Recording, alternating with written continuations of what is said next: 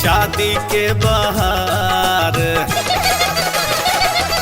कल शादी के बाहर कि लागे स्वर्ग जना संसार, कल शादी के बाहर कि लागे स्वर्ग जना संसार, स्वर्ग जना संसार लागे स्वर्ग जना संसार, स्वर्ग जना संसार लागे स्वर्ग जना संसार। जीजा घोरी पड़सावार की दीदी अनुपम कैल सिंगार, जीजा घोरी पड़सावार की दीदी अनुपम कैल सिंगार, अनुपम कैल सिंगार दीदी अनुपम कैल सिंगार, अनुपम कैल सिंगार दीदी अनुपम कैल सिंगार। शादी के बाहर कि लागे स्वर्ग जना संसार, जीजा घोड़ी पर सवार की दीदी अनुपम कैल सिंगार, शादी के बाहर कि लागे स्वर्ग जना संसार।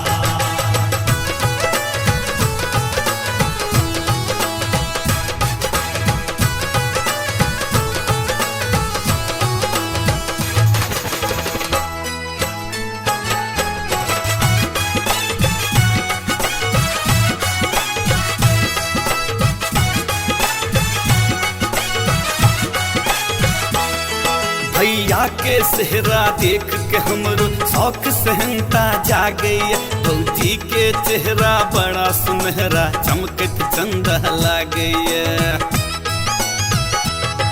भैया के सेहरा देख के हमरो शौक सहनता जागे, भौजी के चेहरा बड़ा सुनहरा चमकत चंदा लागे।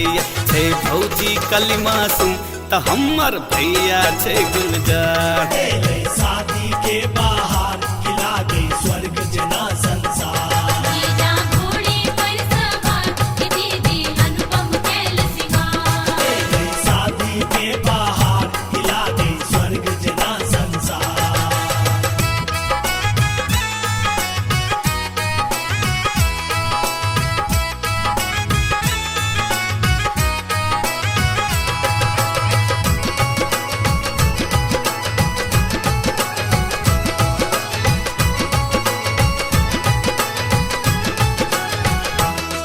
दीदी के ललका जोरा कंगन स्वर्ग परीसन लागई, जीजा के पाग धोती कुर्ता सब हक मन के भावई है। दीदी के ललका जोरा कंगन स्वर्ग परीसन लागई, जीजा के पाग धोती कुर्ता सब हक मन के भावई। छै जीजा कमलक फूल तो हमर दीदी छै कचनार, शादी के बाहर कि लागे स्वर्ग जना संसार, जीजा घोड़ी पर सवार की दीदी अनुपम कैल सिंगार, शादी के बाहर कि लागे स्वर्ग जना संसार।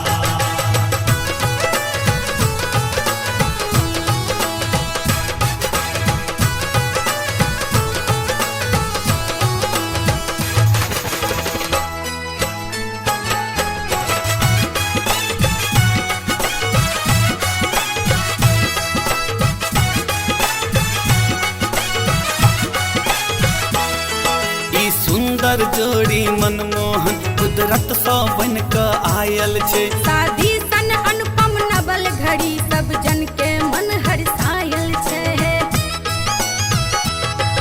ई सुंदर जोड़ी मनमोहन कुदरत सँ बन क आयल छे, शादी सन अनुपम नवल घड़ी सब जन के मन हर्षायल छै। छे आज मंगल दिन की परिछन गायब रहल संसार।